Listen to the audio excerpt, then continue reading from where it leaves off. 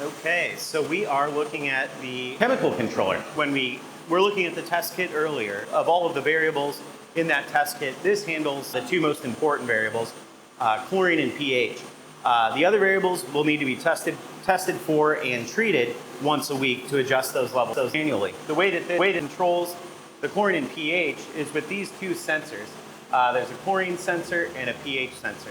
Water from the pool plumbing is diverted through into this sample stream where it's monitored electronically, and the chlorine and pH adjusting chemicals are dosed automatically based on the values of those sensors. The oxidation sensor, it's not sensing chlorine, but the ability of the water to oxidize, which is related to the chlorine level. So anytime the oxidation level is low, it adds chlorine. Anytime it's high, it doesn't add chlorine until that level has come back down. The pH adjustment is an acid feed system because the chlorine is a type of chlorine that raises pH constantly. When the pH goes high, it will trigger the acid feed to lower the pH. So using those two acid feed and chlorine feed, this is able to keep the most important variables perfect 24/7. The only input that's really required from the user is to maintain good calibration for the probes. What can commonly go wrong is that the pH calibration will wander.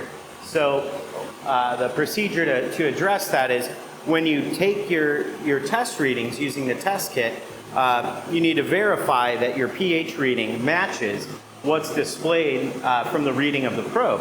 If those two don't match, then the chemtrol just needs to be calibrated so that what you get with the test kit and what shows on the screen are identical.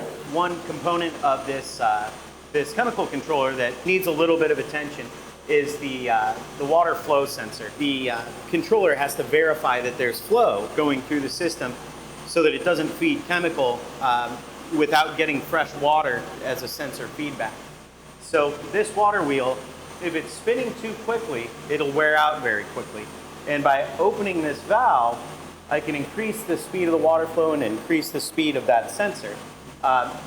It's important for me to dial it back so that I have good, consistent flow, but it's not making the water wheel spin too rapidly, which will cause it to wear out quickly.